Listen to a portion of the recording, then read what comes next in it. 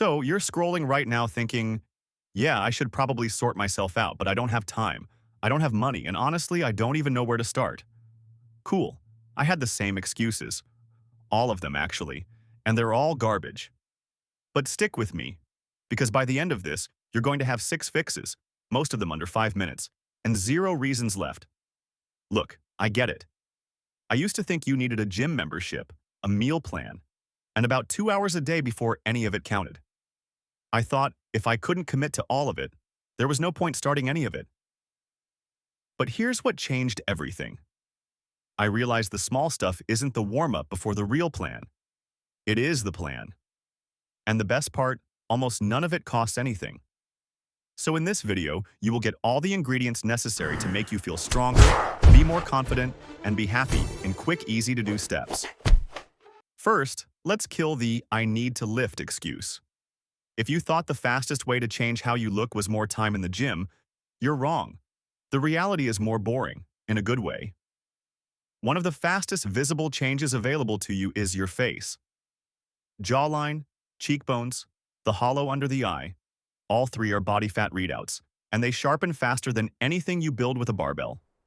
Across a room, in bad lighting, in a photo you didn't pose for. You cannot bench your way to a jawline. People try for years and end up with a decent chest and the same face they had 3 years ago. So, conditioning, not lifting. $10 rope, living room floor, 30 seconds on, 30 seconds off, 10 rounds. That's it. No membership, no equipment beyond a rope, no excuse left. Now about your posture, because this one nobody tells you either. No, standing up straighter isn't a habit problem. If you're doing more pushing than pulling, push-ups, bench, whatever, your shoulders are rolling forward and there's a structural reason for it. Pushing pulls your shoulders in. Pulling drags them back and holds them there. Here's the fix.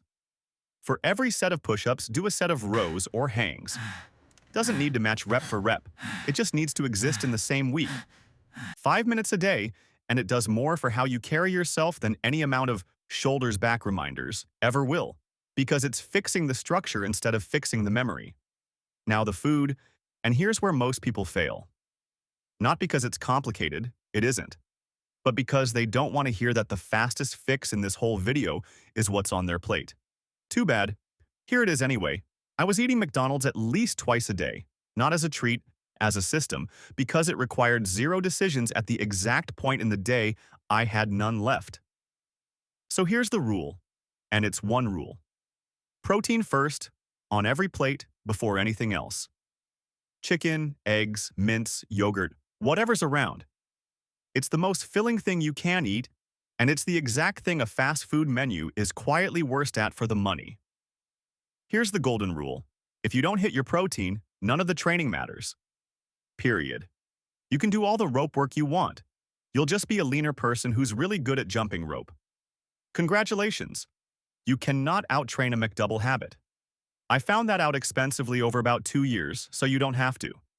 Sleep and sitting. 2 more pillars. And neither one involves exercise. No. Your fat loss doesn't happen during the workout. The session is the damage. Sleep is the repair. 7 to 9 hours consistently. Scroll until 1 a.m. and you undo most of what the rope did that day, and I know you're doing this, because I did it for years. Phone charges in another room. That's the entire fix. No app, no setting, just distance. And if you sit at a desk, your hip flexors aren't weak, they're tight, from 8 hours in the same position. That's why your posture collapses by 4 p.m. no matter how strong you are. Stand for 2 minutes every hour. Walk to the kettle. It doesn't need to be exercise. It just needs to not be sitting. Still with me? Good. That means you're actually serious, because here's the thing that decides whether any of the first 4 survive. Every plan dies on the same day. The one where you're sore, nothing's visibly changed, and you genuinely don't want to. That's not a failure day. That's the only day that counts. Here's the rule. On that day, do the 5-minute version. Not 0. 5. 5 minutes of rope instead of 20. A worse healthy meal instead of a good unhealthy one. You're not protecting the session. You're protecting the streak, and the streak is the only thing here that's actually yours.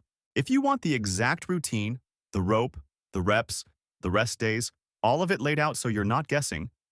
Drop a comment saying routine, and I'll get it to you. Like this if it's useful, subscribe if you're actually doing this, and I'll see you in the next one.